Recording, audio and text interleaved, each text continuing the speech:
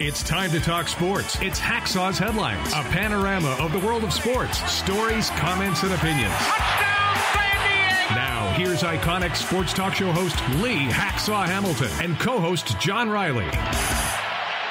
It's a Monday up and down the West Coast. Who wants to talk sports? We do. Good afternoon, everyone. This is Lee Hacksaw Hamilton, along with my co-host, the legend, John Riley. We welcome you to our Monday bonus podcast from our Dixieline Lumber and Home Center studios in San Diego.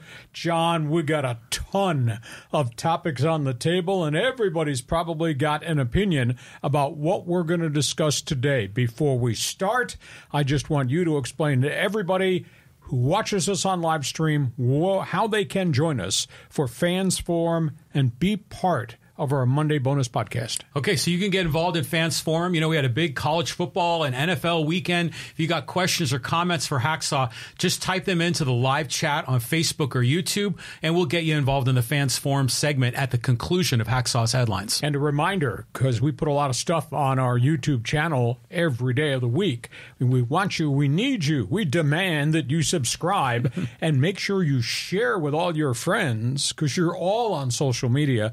Tell them, explain to them what we do with our podcast, Mondays and Thursdays, and what we do with my website, LeeHacksawHamilton.com, because I write a ton on that every day. And we're marching towards 3,000 subscribers, which is unbelievable in about an 11-month window.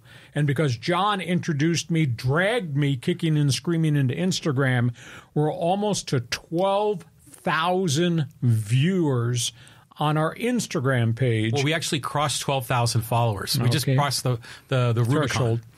So anyhow, we thank you for being part of our team, but join us in Fans Forum when we're done. Our Monday bonus podcast is brought to you by Dixieline Lumber and Home Center stores. Fix it, build it. You will enjoy it in the fall. 9 locations to serve you. John, let's start with everybody's hot topic today as it relates to the NFL. Okay, the L.A. Chargers. Boy, that game was a shootout, and it didn't end the way we thought it was. And your favorite term resurfaced again, chargering. Yes. And for fans who don't know, chargering is if something can go wrong with the Chargers, they can flip a win into a loss, and they continue to do it. And here they lose 36-34 to the Miami Dolphins on Sunday, a game in which they forfeited the lead 4 different times in the game and then eventually lost it. It was bombs away. There were a total of 7 different lead changes in the game. It was a defensive disaster. And the last time I checked, Brandon Staley's resume when he was hired as the Chargers coach coming from the Rams was his ability as a defensive guru. Haven't seen much of that at all. Tua Tagovailoa, 466 yards. Wow. Under center, out of the shotgun, ball out of there quick. Tyreek Hill, typical Tyreek Hill, 11 catches, 215 yards, and a bunch of TDs. Miami had 536 yards in offense. On the defensive side of the football, J.C. Jackson, the high-priced free agent cornerback who came from New England, played poorly last year, then got hurt, went through the rehab, came back in preseason, all this bravado, I'm healthy, I'm back, I'm going to be who I used to be. He gave up receptions of 35, 35, and 40 yards, a bad pass interference penalty at the end of the first half on a meaningless pass that was overthrown, and then he picks off an errant pass in the end zone, and instead of kneeling down to crush the rally, tries to run the sucker out, gets knocked out of bounds at the 5-yard line. Chargers bad field position, can't move the football, and Miami scores off that next possession. J.C. Jackson just has been a massive disappointment, and I will tell you, somebody needs to ask the question, massive mistake, because I sure haven't seen anything from him. Last year, the young cornerback Michael Davis had been there a couple of years, thought made a big jump in terms of consistency. They ran all over him yesterday. He gave up 7 receptions in that game. Miami, 19 plays of plus 10 yards. Miami, 8 pass plays of plus 20. Every time I looked up, guys were running open. It was amazing, the blown coverages, the inability to stay with those guys. And not to be outdone, the linebackers gave up 6 pass completions. Tua, 46 drops in the pocket to throw. Got touched once. One time. Once? No sacks. 3 hits. Wow. Hardly, again, Joey Bosa, Khalil Mack still on the team? Yeah, you kind of wonder. There we go. Justin Herbert threw for 226, a touchdown, but a terrible grounding penalty. Obviously, the offensive line ran block really well. I mean, Austin Eckler ran for $117. Joshua Kelly came off the bench, ran for 91. Charger offense kept Miami's defense on the field for 76 snaps, and yet they lost the game. The Bolts did. I was just an atrocious loss, and I'm impressed with Brandon Staley, but I'm just starting to wonder, because this is the 3rd year, John, we've seen this junk. Is this the right guy to be the Chargers head coach? Where's the defense that was stapled to the front of his resume about how good he was going to be? Because we have not seen any of it. And this is a game, granted, Tua's got firepower and Tua's down the field. This is a game they should have won, had to win, could have won, did not win. And now they got to go on the road to go play Tennessee. Response. The J.C. Jackson penalty at the end of the first half was horrible, and there was no point in shoving him, and that gave them the PI, and then they were set up for field goal position with no time left. I mean, if that doesn't happen, the Chargers win. And there's a lot of other cases where if that doesn't happen, the Chargers win. So it's just typical Spanos Chargers curse. It just keeps happening, and it's comical. But, I'll tell you what, man, Tyreek Hill, that dude is fast. And, boy, can he make plays for a little guy. And, Tua is impressive, and the fact that he barely got touched, they must have made, Miami must have really made some changes in the way they structured their offensive line to protect him. Well, they also had Tua spend a chunk of the summer with Michael Vick. And we talked about this prior, that the sales pitch was get the ball out. So they went to a much quicker thing. They also ran some formations I'd never seen before. Usually, teams are at the line of scrimmage, and they'll motion guys, and the defense will respond. What Miami did was they sat there in a 3-point stance, and a split second before the ball was snapped, they put a guy in motion, which made the Charger defense stutter, wait, have to look and react. And bingo, Tyreek and those guys, Waddle, were off the line of scrimmage. And those guys were running to open seams, and the Chargers just never reacted.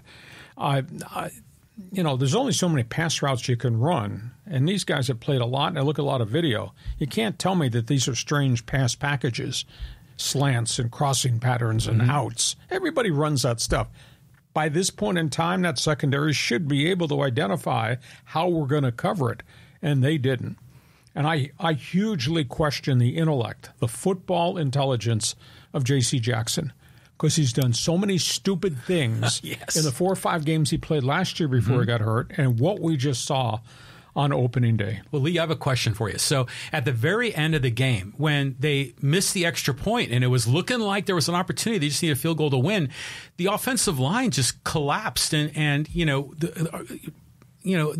Herbert had no chance. Well, what happened there? They ran delayed blitzes.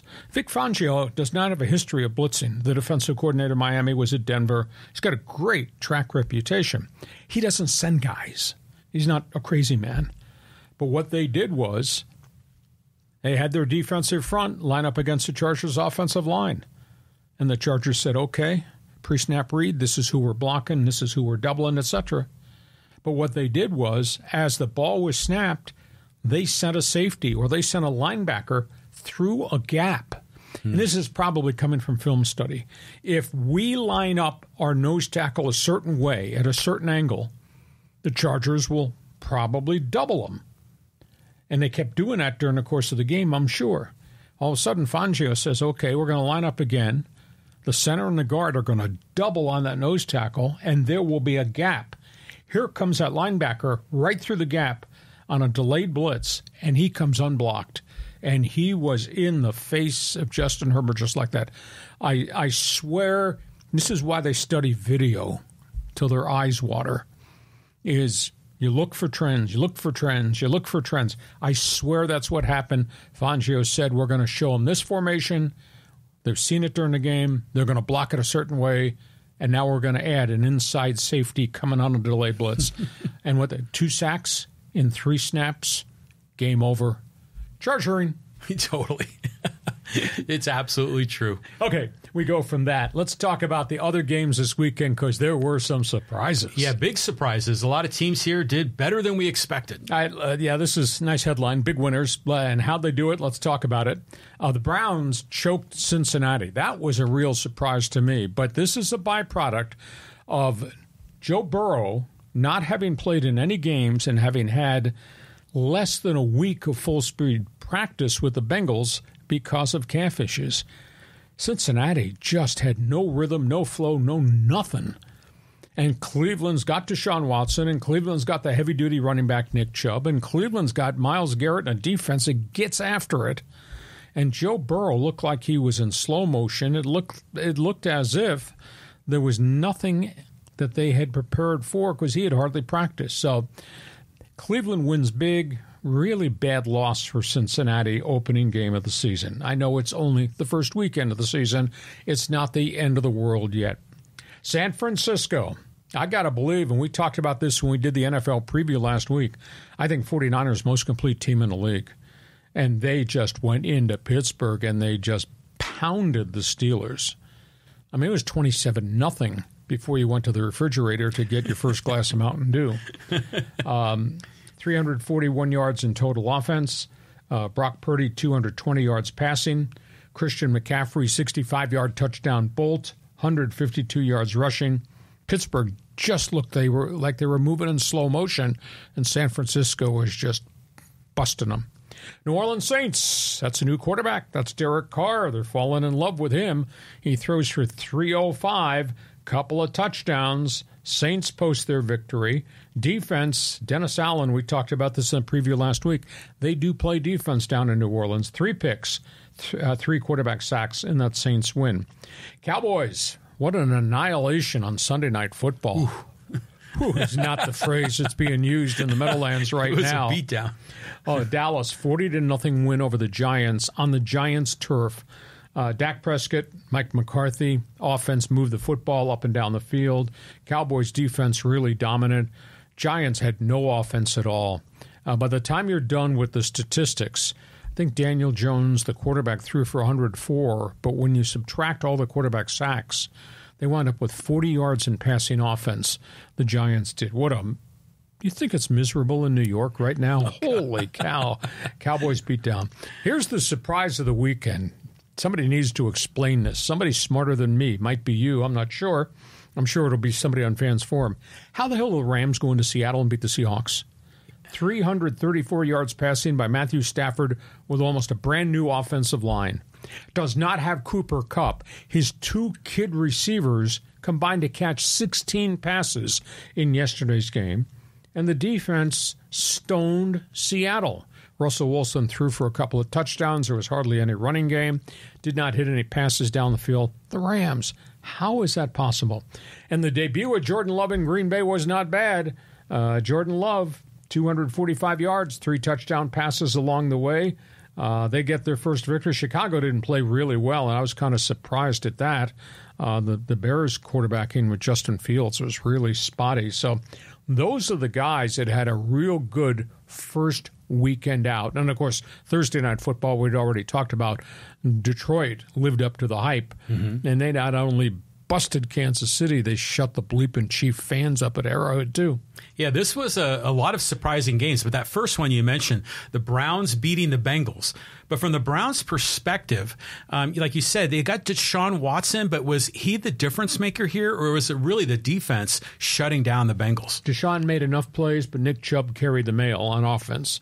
Defensively, Myles Garrett and those guys just were in Joe Burrow's face completely.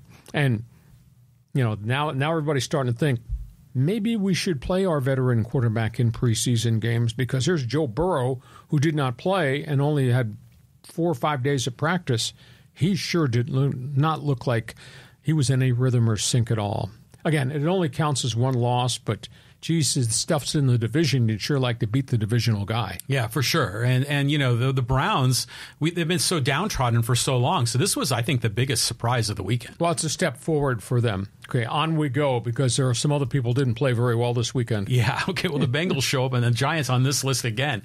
But that Kansas City loss against the Lions, that was a real big loss. Yeah, a whole bunch of theories here. Detroit out-toughed them, and I figured it would be a messy game, because that's the makeup of Detroit's persona. Kansas City, their pass catchers were horrible. 6 drop passes, most of them by all their young guys. I looked at it from a little bit different perspective. They didn't look sharp. They didn't look fast. They didn't look flashy. Now, grant you, there was no Travis Kelce. I thought the route running was really sloppy. I think guys breaking off pass routes, guys nearly running into each other on crossing patterns, 2 guys in the same zone on up and outs. How's that possible? And then I think the intangible thing, Andy Reid's still the coach, and he's still X and O's greatness. Eric Bieniemy was not there, offensive coordinator. Eric Bieniemy runs the offense Wednesday, Thursday, Friday. He is on those guys, hard practices, demanding. You look at how sloppy that wide receiver core was in the routes they ran. Not having Bieniemy there, I think, might well be the piece of the equation. I thought they were really undisciplined. Mahomes, all the great statistics we've seen from Patrick Mahomes, in passes to his wide receivers, he was 10 for 22. Really? Sub 500 from Patrick Mahomes, future Hall of Famer. Yeah, that's surprising. And then there's the issue about the right tackle. Juwan Taylor, free agent, Baltimore. Good credentials. He was always lining up off the line of scrimmage. He was trying to negate Aiden Hutchinson, Detroit's pass rusher. Somebody went back and reviewed every snap. He was lined up illegally 36 times. Whoa. And the NFL threw one flag right at the end of the game, because suddenly Chris Collinsworth was popping up, and the NFL guy who does the analysis work for the network TV said, yeah, that guy's been offside all night. And then finally, somebody must have gotten the message to the NFL referee, throw a flag. 36 times. Incredible. He was either lined up behind the line of scrimmage so he could get the first step back to block Hutchinson, or he rocked, which you cannot do. Even dumbass talk show host sees that. Or, you know, the third thing that he was doing was he'd be in his three-point stance and he'd move his back foot back before the ball is snapped so he could get out of his stance to block Hutchinson. 36 plays he was doing, and they never threw a flag. So Kansas City loses, only counts as one. We talked about the Bengals. Steelers look sluggish and slow, really hard to believe. I am surprised that Mike Tomlin did not blow a gasket, because they really played well. They don't look like they're running a modern offense right now compared to what everybody else is doing. And you know, Dallas just went up and down the field. I'm sure San Francisco went up and down the field on them. The Giants, 40-0 beating. All those interceptions, 6 quarterback sacks. Dallas was in the backfield with Daniel Jones all night long. And Seattle gets ripped by injuries. They lost their left tackle in the game, their right tackle in the game. They're down 2 defensive backs. Then they lost one of their top receivers, K.D. Metcalf. And Geno Smith didn't. He just looked ordinary yesterday after having such a banner season. So that's kind of the summary of who lost and why they lost. Well, I want to go and talk a little bit about the 2 quarterbacks that signed the big deals, Justin Herbert and Joe Burrow, and they both lost week 1. So do you think maybe they're feeling that pressure, like they have to perform? I mean, what's your take on that? Well, I don't think Herbert played a bad game. Justin threw for 226 and 1 touchdown, and they ran the hell out of the ball. So I think he played possible Justin Herbert football. I think the Burrow thing is all related to the calf and the fact that he got hurt like the second day of training camp, and he was out 4 to 5 weeks, and they finally came back. He only practiced a chunk of the last 5 days before the start of the season. Oh, okay. So if there's no physical setback, I think Burrow will come back. But they didn't play at the tempo that we've seen Cincinnati play at, where, John, you're on defense, you're on your back heels, and we're coming down the field right now. What are you going to do about that? Yeah. That did not occur in that Cincinnati game. Okay, from pro football, let's go to college football. College football, the Aztecs against the Bruins is a big game in Mission Valley. San Diego State is not whom we thought they would be. And I think that's got to be the headline right now. They lose to a mad scientist. Chip Kelly just opened up the playbook, and he just hit them with all kinds of things that nobody had really seen before. Dante Moore, freshman quarterback, 290 yards passing, 3 touchdowns. He came to the line of scrimmage under center. He operated out of the shotgun. They went spread. They went no huddle. They lined up in the old-fashioned 3 backs down on the goal line.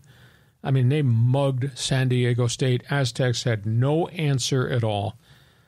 Excuse me, when would Brady Hoke's defense give up the kind of yardage they gave up? They gave up 3 touchdowns in the second quarter. They gave up 550 yards to UCLA. Whoa. Yeah, whoa. That's not the phrase Brady used at the end of the game. They're giving up 300 yards a game passing. They had to replace all their defensive linemen. They don't have any pass rush right now. And the only time they get there is when they're sending people. And I don't think they want to blitz on a play-by-play basis. Jalen Maiden struggled. 3 interceptions, 3 sacks, 9 pressures, 10 hits. I give the kid credit for having a heart of steel because he got battered. He kept picking himself up off the floor. Offensive line, sometimes hot, sometimes cold. They're not powering the football. I know the week before they ran for 300, but that's Division I AA Idaho State. They got some challenges here ahead of them. And, they dropped an open pass in the end zone that should have been a touchdown. They threw a pick that deflected at the 1-yard line off a wide-open running back. Up in the air, UCLA snared that as a defensive stop in the end zone. They left 14 points on the field, but they were never, ever going to stop UCLA. You see flashes in Ryan Lindley's offense with the tight ends and the other guys that this could be pretty good, but there has been no consistency at all. And when you don't have consistency going down the field throwing, and you can't get a pass rush, and a secondary is just getting torched, a lot of work to be done. Doesn't get any easier, though. Now they go to Oregon State, which is feeling really good about themselves for another non-conference game. And then they get Boise, and then they get Air Force back-to-back. So they got some challenges. Please don't tell me we're going to be doing the next couple of podcasts in the wake of a 3-game losing streak. Yeah. They better figure this thing out. Well, I think in social media, the Aztec fans are really upset. They're angry at Brady Hoke. We need a new head coach. But, the program has regressed since the Rocky Long era. I mean, what do they need to do to turn this around? Well, quarterbacking's been an issue. Defections of players. NFL draft has been an issue. Transfer portal has really been an issue. There's been a constant churn of having to replace guys who you thought were going to be there for 2 to 3 years that are not there for 2 to 3 years. They're putting guys in the NFL. They've done a really good job in terms of developing defensive players. But I don't know, maybe this is a bit of a bump in the cycle down. But quarterbacking, to me, more than anything else, this conference got throwers. You need to have throwers. And we're not talking about guys you hope are going to throw incomplete passes. We're talking about legitimate studs who can get it down the field. Has not happened in recent years. What was the attendance figure at Snapdragon? Did the fans show up? Well, they said we distributed, I think it was 32,000 tickets distributed. 8,000 of those are free to the students. Not all the students claim the free tickets. I think in the house might have been 22,000 actually turnstile paid count. That's not very good to me. Well, I saw a photo that Mark Ziegler posted on Twitter, and the student section basically left at halftime. And that's happened each of those home games. Wow. So they are who they are. They're the ones that have the stadium. They built the stadium the way they built the stadium. I think there's something flawed about the signature the way the stadium faces. Mm-hmm. There's another argument for another time. Half the stadium bakes in the sun all the day because half the stadium faces the west. But, you know, all college football, well, not all, but almost all college football stadiums don't have shade. I mean, I've been to the Oklahoma Sooners stadium, and yeah, there's one, you know, press boxes that kind of create shade. But yeah, you bake in the sun. I mean, that's a common thing in college football. What these San Diego fans just want to be, you know, sipping on their margaritas while they're in the shade and chilling. You're a native Californian. What the hell are you asking me for? I'm not from here. That's you. So that's where we are. But that stadium thing, that's another topic for another day. Next college football story, because this story is not going away. And I think you and I projected there was trouble coming maybe a month ago. Yeah, I mean, and then this story keeps evolving. And I'll tell you what, the fans love getting the latest information on this. Our viewership on Pac-12 News is really hot. Friday night, Oregon State and Washington State's lawyers filed lawsuit against the commissioner, filed lawsuit against the Pac-12 conference, whatever's left of it. They are arguing over the assets in the conference office, supposedly $55 million. That's the amount of money that is there. They're arguing who's going to control the NCAA March Madness units. That's the amount of money that's paid over a 5-year span to any team that plays in March Madness. They're arguing, why is the commissioner calling a board of directors meeting? The 10 schools that left lose their board of directors seat immediately. USC, UCLA has not been part of the decision-making process since they left a year ago. Oregon State, Washington State want to know why the hell the commissioner is calling an emergency meeting to talk about the assets and the bank accounts. And why would you include the 8 latest schools that vacated? Mm-hmm. So they're filing a lawsuit, and they're asking for a restraining order to freeze everything in that office, that nobody can make a decision about the business of the Pac-12, including the 8 schools' board of director members who should not be sitting at the table any longer. This is really deep. This is complicated. This is messy. We'll see if the restraining order gets issued by Wednesday of this week, and then we'll see then where this lawsuit goes. $55 million in all the March Madness units, that's a lot of money. Now, SC or UCLA, who go to the NCAA tournament, say, we earned those units. Mm-hmm. We should be allowed to continue to collect the units that we earned, even though we're going to the Big Ten or to the Big 12 conference. But that's the structure of what's being argued about now. I knew this was coming. We talked about it weeks ago. Yeah. If they have to liquidate those assets, game over for the Pac-12, right? I mean, yeah. it would just be completely disintegrated. But we were talking about a similar argument when the Aztecs were supposedly leaving the Mountain West and maybe going to the Pac-12, and they had earned NCAA tournament credits for years down the road, and we thought that was justified, that San Diego State earned that and it was legit. And now I'm wondering, are we applying a double standard here? You know, does UCLA and USC and all those guys, do they deserve it as well? You can make a very fair argument. I buy your theory that the Aztecs earned it, that 5-year group of payments, so they should be allowed to keep that money. And I think the same unit situation exists with UCLA basketball, etc. Mm-hmm.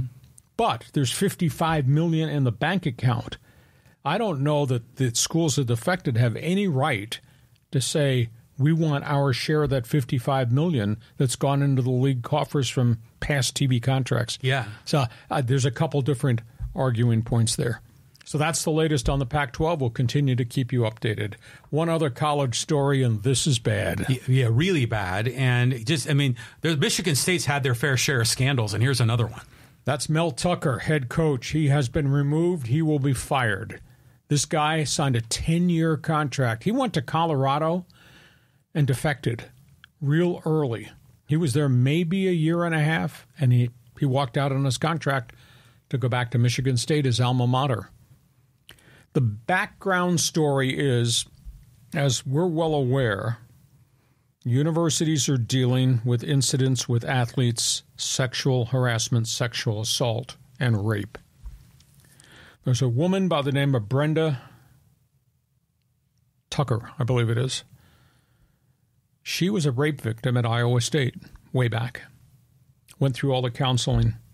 She formed a foundation, a business, and she has worked with the NCAA to take her foundation and visit college campuses and conduct meetings and seminars with college athletes about their responsibility and their relationships with women. She was here at San Diego State in the Matarazzo situation. Right.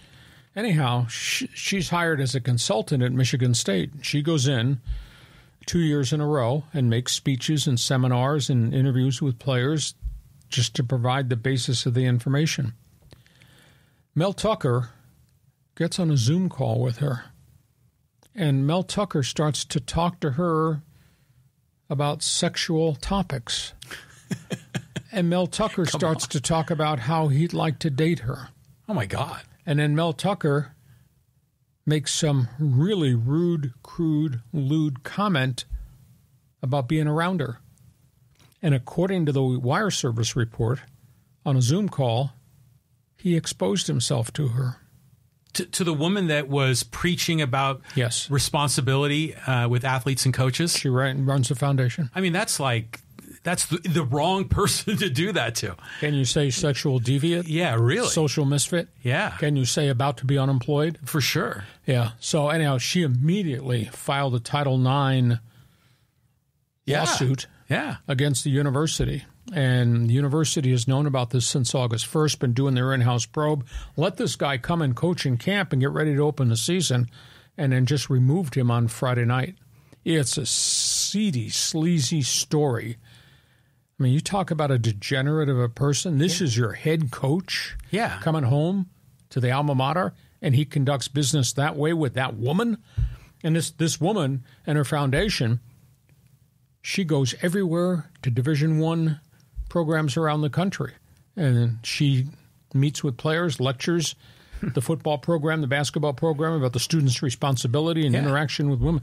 It's a ghastly story. Yeah, what a frickin' idiot. I mean, we should all know this. I mean, you can maybe say, oh, a long time ago, it was a different world and blah, blah, blah, and it was wrong then. But it's definitely obvious that you don't do that today. I'm going to spill the coffee on my coffee table reading the transcript of the story that had just broken Friday night about this guy. Well, didn't that gymnastics coach come from Michigan State too? Exactly. So again, another signal. You're talking about the team physician. Oh, he was the physician. Sexually abused all those gymnasts. Yeah, the one that's in prison for the rest of his life. Yeah, rightfully so. So, I mean, this is a disgrace. So good for Michigan State to jettison this guy. But come on, man. I mean, really.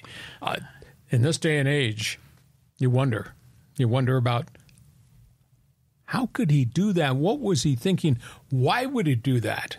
And not understand there would be these type of implications. Just an absolutely amazing story. Hey, before we get to halftime, want to remind you, our podcast is brought to you by Dixieline Lumber and Home Center Stores. Fix it, build it. You will enjoy it this fall. 9 locations to serve you. And John, before we get to halftime, I just want you to tell everybody about Fans Forum. Look at those people stacked up. It's like planes at the airport waiting to take off. Yeah. Tell them about Fans Forum and how they can get involved when we're done with what we're doing with the Monday Bonus podcast. Yeah, we got a lot of guys here that are already lined up. Steve and John and Kenny and Bernard and I is on the list there too. So if you want to get involved in Fans Forum, type in your comment or question in the live chat on Facebook or YouTube, and Hacksaw will respond with his reaction. The Fans Forum segment is always terrific. And we want you to subscribe to everything we're doing. Tell a friend, share with everybody. Hey, if you like us, that's great. Give us a thumbs up. Give us 5 stars. We'll take the rating. And go to my website, LeeHacksawHamilton.com. And if you're a Charger fan, an NFL fan, I wrote a column today on my website. The topic was chargering. You need to read what I just wrote. Make sure you tell all your friends what we're doing with the Monday Bonus podcast and what we're doing on my website. John, we get to halftime. Time to salute our friends at Dixieline. All right. Yeah. Let's go. And our thanks again to Dixieline. We go to the second half of our Monday Bonus podcast. Do we really have to talk about this? Are they still playing baseball? I mean, just what a disgrace this team has turned into, and then they get smoked on Sunday, 12-2. Bad losses, bad news. The losses continue to pile up on the Padres. Now the Padres open the series against the Dodgers. Once upon a time, I guess this was a rivalry. Did you ever think when we came out of spring training and we did our baseball preview back the first week of April, John, did you ever think we'd ever have a day in which we'd be talking about the Padres being 21 games out of first place and having lost 23 of their last 33 games? No way. I mean, we were at a fan fest. We thought they were going to, be the king of the hill in the National League West. Had really good World Series aspirations. The Dodgers were taking a step back. We were optimistic, and it's been a 180. Team is obviously physically fallen apart. They're worn out. Manny Machado contemplating immediate elbow surgery for what now seems to be chronic tennis elbow. Batting average down to 248. The batting averages of Tatis, Soto, Bogaerts, all under 260 now. So it's really been a struggle. USA Today reported this morning the Padres' sources have indicated they're not going to sign Blake Snell. 1.33 ERA. The Padres are not willing to pay him $40 million a season. 5 years, $200 million. I wouldn't do that either, although Blake Snell has sold me that he can solve his control problems, and the guy's such a bulldog on the mound, and he's such a workhorse that he can throw these 100-pitch outings. But they're not going to re-sign him, according to what USA Today's Bob Nightingale has reported. Now, there's a double-edged sword here. If you're not paying Snell, who could well win the Cy Young, if you're not willing to pay him $40 million, how are you going to deal with the left fielder Juan Soto? Why? Because they're both repped by Scott Boras. So that's a big issue there. Padres reportedly are going to make a deal on a new center fielder. His name is Jung Lee of Korea. Plays for Kaboom, .340 career hitter. He's 27 years of age. I think he might be the heir apparent to Trent Grisham. We've seen everything Grisham can do with its glove, which is glorious. We've seen everything he doesn't do with his bat, which absolutely drives you crazy. So, John, you're the one that's always made these comments from left field. Your Padres are 21 games out of first place as they face the battered Dodgers. Where do you think this goes? I mean, you're worn out by all this, aren't you? And having to talk about it and explain it and analyze it. And we're not really sure exactly why these guys aren't performing. You always said it was, hey, I got paid. Did you get paid? Maybe is that it? Who knows? But everyone's looking for a scapegoat. Fire Preller, fire Melvin, trade Machado, all of this. I mean, I'd love to have Snell back. I love the guy. He's just such a great person. But he's so unpredictable. You're not sure what you're going to get. And how much money does Seidler do? So going into this series against the Dodgers, you hope the Padres can kind of like poke him in the nose a little bit, but I don't know if that's happening. It depends on the Dodger pitching staff. It's a big issue. But I will say this. I mean, Snell has flipped me rather than flipped me off. Do you know his last 20 starts? His ERA is 1.33. It's just incredible. I mean, we have not seen that type of dominant pitching since Randy Jones back in the day. Yeah. I mean, it's absolutely amazing. Let's go from one baseball story to really a worse baseball story. This is in Washington, D.C. Yeah. This involves Steven Strasburg, a legendary Aztec. He's had 3 surgeries, retirement at age 32. He signed a massive contract after the World Series season, has pitched 30 innings since 2019. They were scheduled to have a retirement press conference this weekend to retire his number and honor him. They canceled it. The reports out of the District of Columbia are that the Washington Nationals ownership, which has got the franchise up for sale, wants to change the structure of the deferred payments in the contract. They owe him $115 million from the 7-year, $245 deal. you're going to have to go through Scott Boras to change the structure. And I seriously doubt Scott Boras is going to give Washington a discount because Steven Strasburg's career was ended halfway through because of all these different serious surgeries. He's, as I said, he's pitched only 30 innings. He's had 2 major surgeries since that.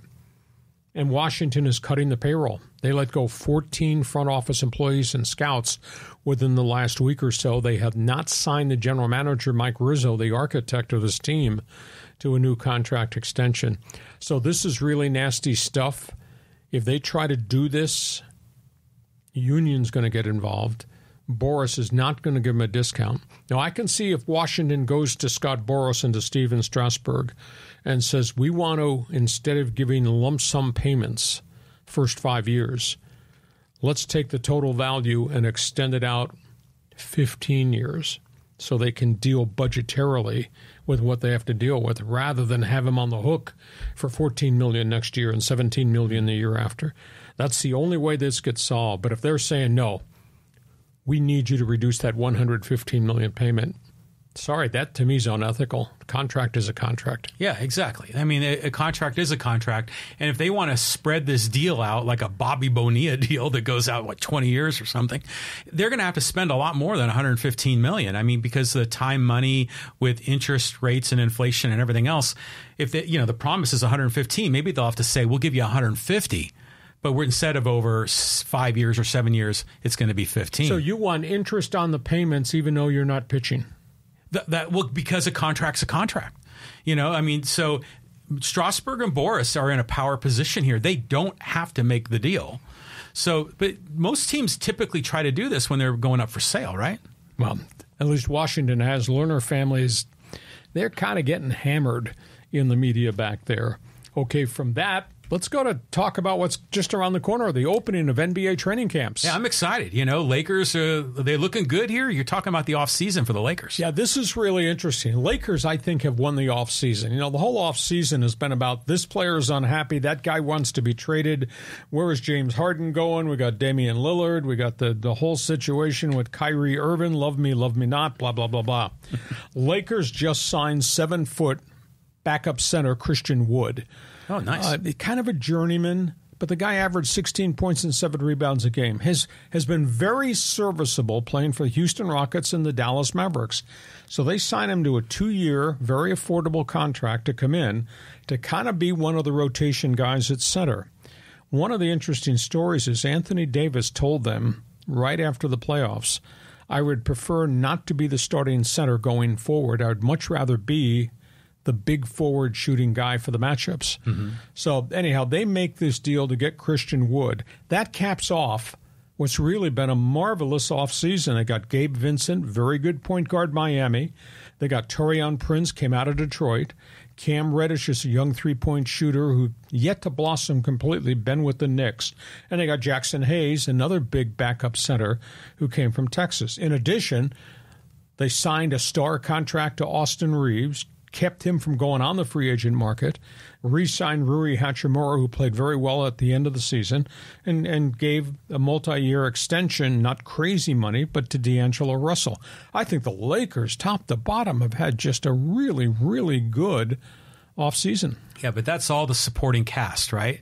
So it really comes down to LeBron and AD. But if you got good players who can play a lot of roles, and Christian Wood and Austin Reeves and Rui have played pretty good support roles, and we saw how the Lakers finished the season really upbeat after the trade deadline. Now you add Christian Wood into the equation with all the other free agents they just signed. I like that roster. Do you think the Lakers have a shot here? I mean, how far did they get? They got to the championship game, right, in the West, didn't they? But there's a lot of history of injuries there. Yeah. But they got a better roster right now than the roster they gave us at the end of the season when they kind of ran uphill and forged their way into postseason. So that one bears distance. Last topic on the table. Come to net. You might get aced. Ground strokes. Go ahead. Yeah, this is great. I mean, it's great to see an American win the U.S. Open, and what a great story that line that is, and all the celebrities in the stands there in New York. Yeah, U.S. Open is now history. The great star, Novak Djokovic, Serbia, won the men's. Just grinded his way to a victory over Danilo Medvedev. It was a really physical force. It was a long, long match. They had one rally, had 32 shots.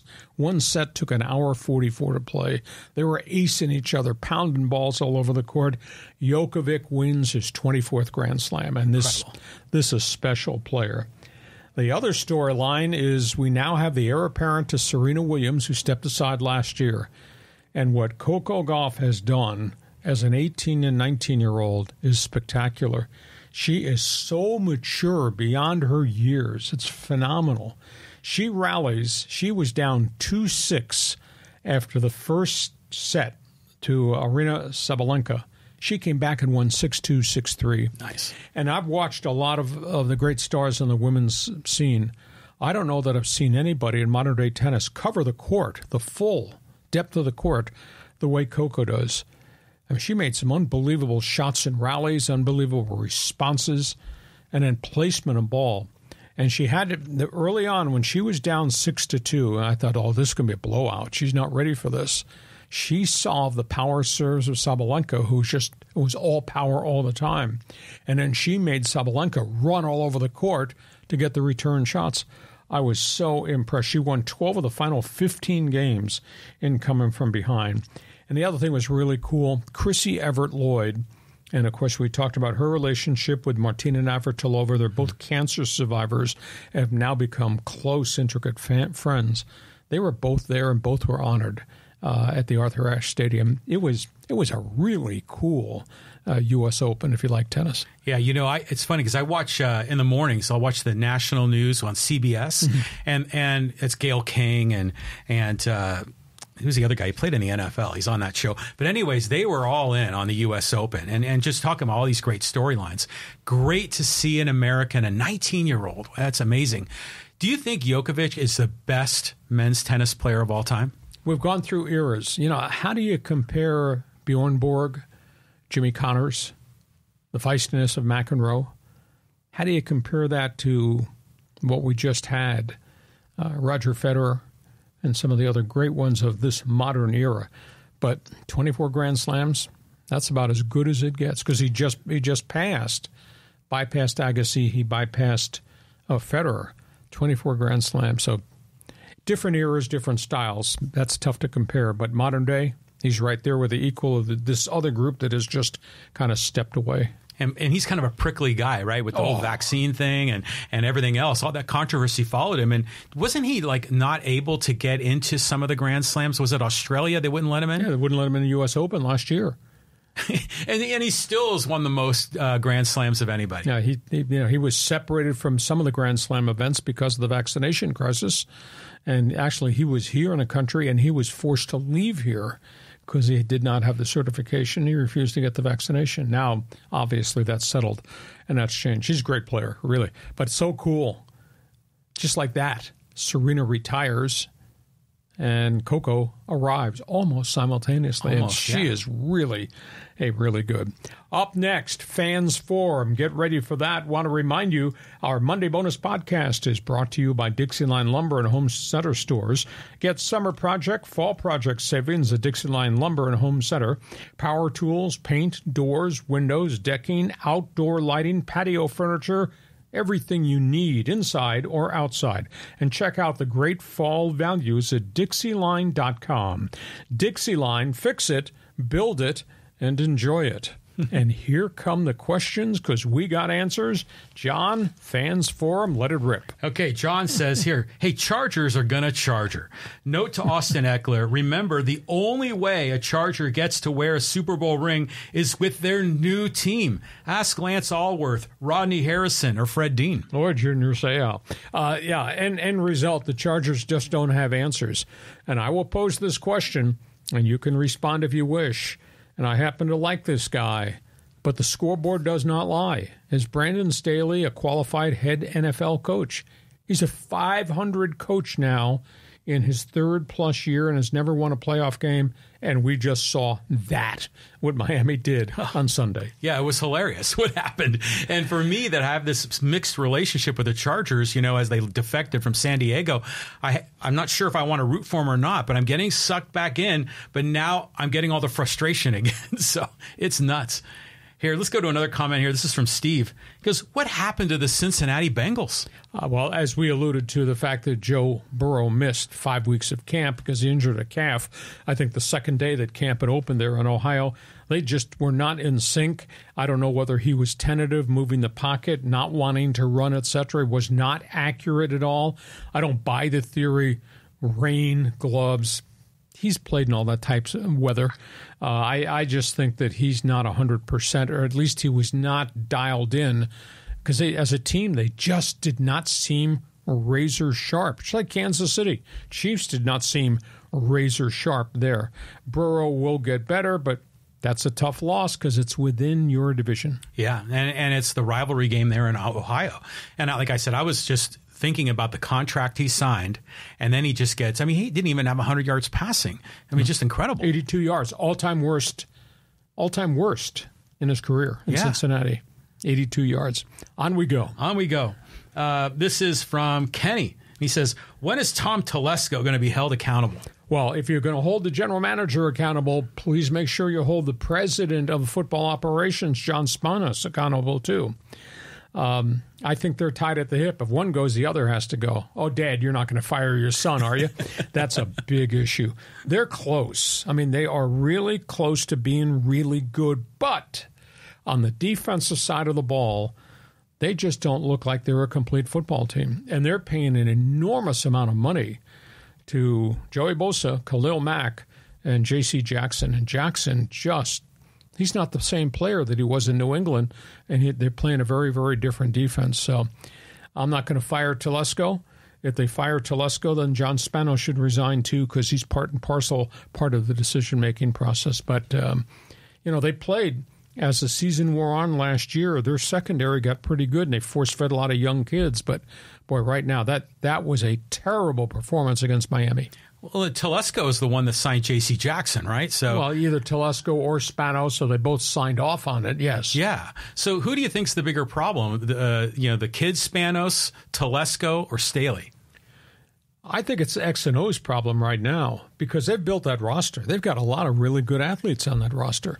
And as much as we're sitting here and banging at this end of the table about the defense, at your end of the table, that offense is pretty good. And they acquired all those guys, and they drafted all those guys, and they've developed all those young guys. So it's too early to go looking for panic buttons, but that was a horrible performance. I'm sorry. They were chargering, and chargering does not have a good meaning in our community right now. Not at all. Okay, let's move on here. Here we go. This is from II. He says, do you guys view Oregon State and Washington State moving to the Mountain West as a death sentence, like many fans of those schools have been saying? TCU, SMU, and Houston all managed to get back to the Power Five. Well, they have. It's a big issue, but now there's very few openings available in the, quote, Power Five. Oregon State, Washington State are in a world of hurt because the Mountain West TV contract is $4 million per season. The old Pac-12 contract was $20 million per season. These are not rich money schools. They're two of the poorer schools in what was the old Pac-12. If they could get a court to rule that the $55 million in assets belongs to the Pac-12 and that money's not to be divvied up to the 8 that left, that's money that could be used to go to San Diego State, to go to Boise State, to go to Fresno, and to go to Air Force and help them buy their way out of the exit fee. Co-pay the $34 million exit fee. If you give each of those schools $17 million, then you can bring the top 4 in the Mountain West. You could join those 2. Maybe you can find some others. I would assume you'd still be a, quote, Power 5 conference at that point in time, although it'd be a weaker Power 5 conference. You'd still be viewed as kind of being Mountain West 2.0, being a group of 5. But, I've talked to friends in Corvallis that work around Oregon State and people in Pullman that I know in Spokane, and they're really hurting. They're between a rock and a real hard place. For them to come down, it'd be great for Mountain West football. No doubt. No doubt. But for them financially, I think it'd be catastrophic. And I think emotionally, it would really be hard for Oregon State fan who viewed himself on the same plane as the Washington Huskies, Oregon Ducks, after viewing himself now to be on the same street corner with Boise State and San Diego State and Fresno State. But they got a year to figure this out, and that's why they filed a lawsuit on Friday. Who makes a decision if a program is Power 5 worthy? Is it the NCAA? Is it some committee of people that vote, or is it TV networks that make your these? Best friends of the college football playoff. Mm-hmm. That board of directors decides Power 5, Group of 5. That board of directors right now is arguing, okay, we have 12 teams going next year to the expanded playoffs, but everything has changed. We might not have 5 conferences that we could choose from, the Power 5s. So how are we going to meter out the available slots for the at-large teams? As talk show host, we always need something to talk about. These guys are providing us something to talk about all the time. Oregon State and Washington State might be able to finagle something, but in the end, the BCS might say, no, you guys are second tier now. Concur. Even if they were to win the $55 million money that's in the bank account and get to spread that money around to help these Mountain West schools defect, buy them out, that's not a guarantee that the college football player system says, oh, new look, PAC-6? Nah, you're not going to be Power 5. We move on here, a Monday bonus podcast. Everybody's got questions. This is from Emmanuel. He says, Padres need to trade Soto and recoup talent, maybe trade for Trout? Well, Trout's got a lot of miles on him. That's the only negative about Mike Trout. You know, he's not been able to stay healthy. And that's a lousy story in Anaheim now with the Angels over the weekend, John, indicating if Mike Trout formally asks us to trade him, we'll do that. We'll try to put him in a position so he can go play for a winner as we begin our rebuild. Soto's situation, I don't think he's a $40 or $50 million a year player, but I'll tell you who does, Scott Boras. And I don't care about Boras' relationship with Peter Seidler, which has been pretty good, or the relationship with A.J. Preller. At the end of the day, are you going to pay him $40 to $50 million? Because he is surely not hit the way he hit in Washington. That was a 290 hitter with power. It's become a 260 hitter who walks a lot. And you're going to pay him $50 million? John? What are your understanding of these reports that the Padres front office is not paying money and making investment in advanced scouting and in analytics and all of those tools to make these guys successful? I mean, it seems crazy you would spend so much money on so many players, but then have them ill-equipped to win the game.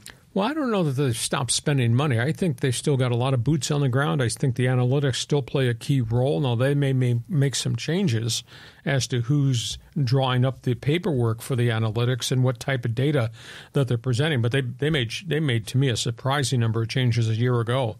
Some of A.J. Preller's best people suddenly left, disappeared, reassigned, or went to work for other clubs. So maybe there's some changes there, but the analytics, I think, are still the analytics. I think the people that are processing the data, that might be different people that are going to be part of this mix. Well, I think the fans' biggest gripe is that they signed Xander Bogaerts to an 11-year deal. We already had Tatis to play short. We already had Kim to play short. Why another shortstop? Throwing off the dynamic.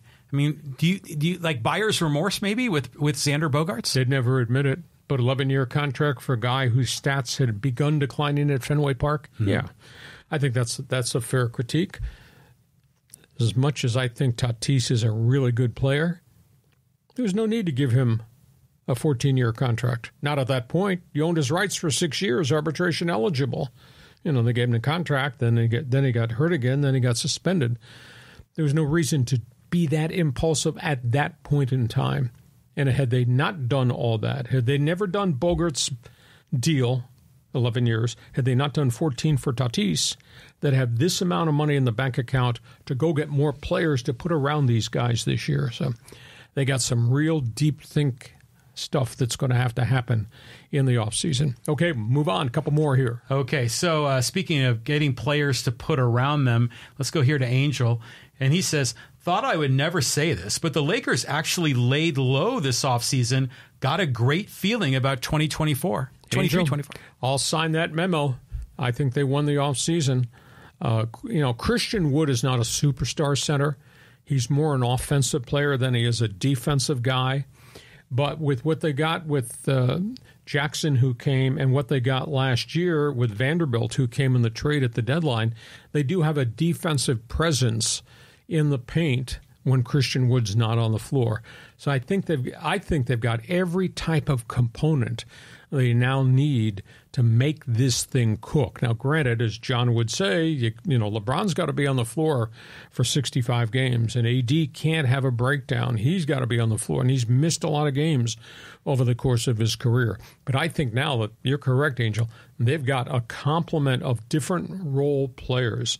And Austin Reeves is a star. I mean, he's a grinder, and he is a star in the making. And they found other guys now that can come off the bench and do certain types of things. So, you know, here we go. We get the 1st November and the season actually starts. I think it's going to be fun to watch how quickly this comes together. Well, last year LeBron was good. I mean, he put up big numbers. And AD was kind of good and not good, but he was dealing with injuries. It was injuries.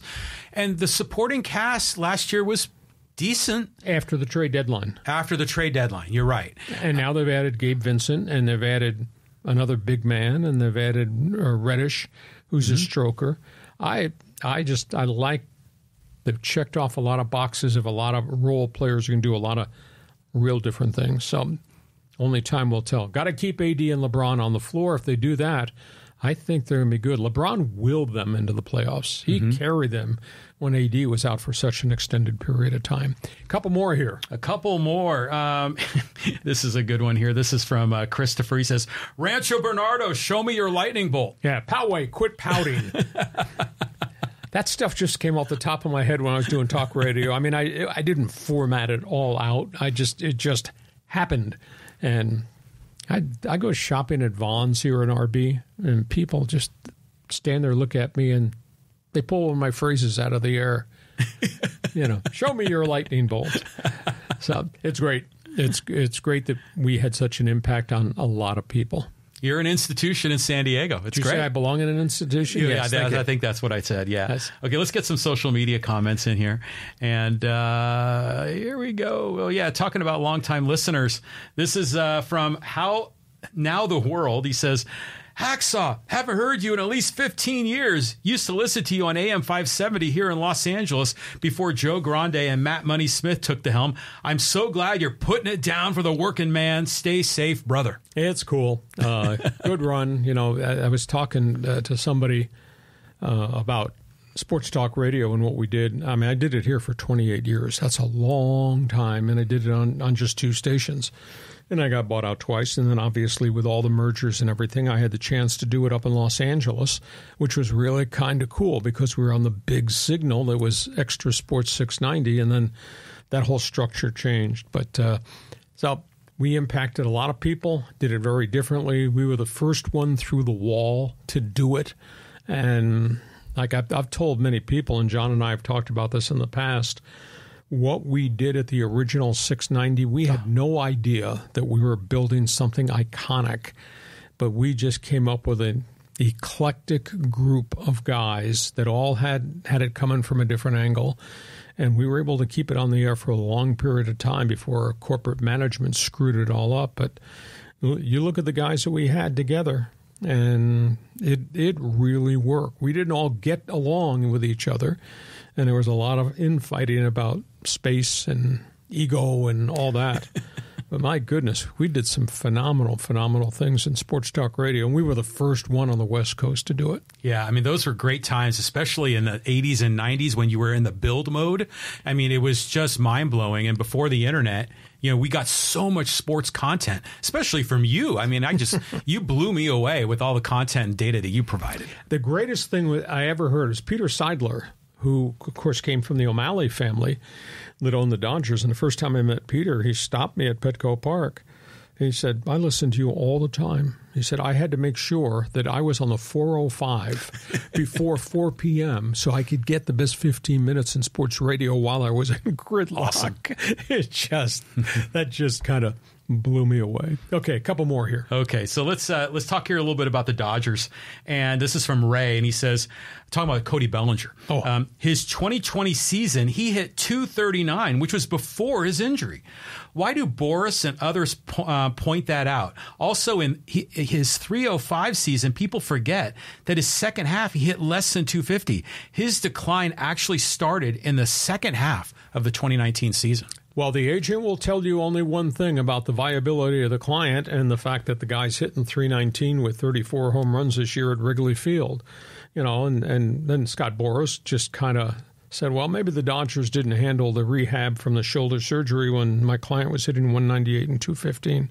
We talked last week extensively about that. He goes on the open market. It'll be fascinating to see what the Cubs are willing to pay, whether they think that they unlocked the mystery of Bellinger and Wrigley Field's confines might have had something to do with it, or whether this is a one-time aberration. I don't think Boras is going to get $30 million per year for this guy, but that's the rumor mill that he's going to ask. But that's the super agent doing what he does on behalf of his client. Will there be somebody out there that wants to give Cody Bellinger $30 million, just like is there somebody out there that would want to give Juan Soto $50 million, despite the fact that he's hitting .260 and has more walks than home runs? Bellinger is it was so weird how he was so great, then so terrible, and now really good again. Who knows? It's like Blake Snell. You don't know what you're going to get. Yeah, concur with you wholeheartedly. One more. Okay, we got one more. We got to talk about Coach Prime. And this is from Jeanette, and she says, Coach Prime did not run anyone off. They had 16 weeks to compete and demonstrate that they wanted to be on this team. Some did and some didn't. Some left before spring practice started. Others left after. Their choice for the most part. So please know what you're talking about before you speak. I know what I'm talking about because he told players you won't be here. You're not going to be here for spring football. You can go to the transfer portal. I will continue to be defiant that I thought his misuse of the transfer portal was unfair to the players that he inherited. Now, that being said, his ability, and John's used the word magnet, and I think it really is the correct term, his ability to sight, scope, and sign so many great skilled athletes is just phenomenal for the rebirth of Colorado Buffalo football. Now, that being said, he can't run off 50 more this year and get 50 more replacements coming in. There's a limitation as to how much you can do this. But he's got a lot of really good kids, and they fly. He's got phenomenal cross-section of athletes. And what they've shown the first 2 games of the season, because the whole world has been paying attention, I got to believe that place is going to be a point of drawing really good players out of Texas and Florida, which is where you really need to recruit to fix your program. So, Coach Prime doing well. I had the eeriest of thoughts. This is terrible to say, but I'm the first one to say it at this point in time. So he has a really good season at CU, or maybe 2 really good seasons at CU, and he goes home. Florida State. He loved Bobby Bowden. Obviously, Florida State's had some decent years and then some crummy years, and right now they're ranked top 5. Keep that in mind. There may be a day you wake up and say, Hacksaw, you told me so. Yeah. Coach Prime, Florida State Seminoles. Don't rule that out. Not tomorrow. Maybe a year from tomorrow, 2 years from tomorrow. Well, he's a hot commodity. I mean, if he can flip a program from being a 1-win team to knocking off the runner-up to the national championship and Nebraska with all that heritage, this is incredible. It was an interesting comment that one of the announcers made in the game, how like the Nebraska head coach is trying to rebuild the program from the inside out by building the lines first, where Dion was outside in. I want my skill guys first, because Dion was a skill guy. Exactly. Shall be interesting to see. There's a lot of games still to be played. Colorado, Oregon, Washington, USC, Chip Kelly, mad scientist. And a year from now, that's Jim Harbaugh in Ann Arbor. Oh, by the way, that's the Horseshoe in Ohio State. So there's a lot of games to be played with big boy competition still to come. Hey, listen, we hope you have enjoyed our Monday bonus podcast coverage. We do this on Monday. We do this on Thursday. We invite you to subscribe so you'll get all the alerts every time we put something new on our YouTube channel. Invite you, urge you, demand. You'll get a memo in your box about this. Email your friends. Explain to them everything we're doing on our podcast as well as on my website, LeeHacksawHamilton.com. John, have yourself a great day. We'll see you come Thursday, because I know there'll be a lot more topics on the table. What do you think? Aaron Rodgers, does he have a good game tonight? Buffalo Jets, that'll be fun. Just don't think Aaron Rodgers has the equal to what Buffalo's got around their quarterback. Don't think that's around that Jets quarterback, but That's why you play the game. It'll be a fun game. Looking forward to it. Have you see you come Thursday. Thanks for being with us, as always, on Hacksaw's Headlines. Join us again for Hacksaw's Headlines on YouTube, Facebook, and Twitter. And find the audio version on your favorite podcast apps. Touchdown, San Diego! For more content, go to LeeHacksawHamilton.com.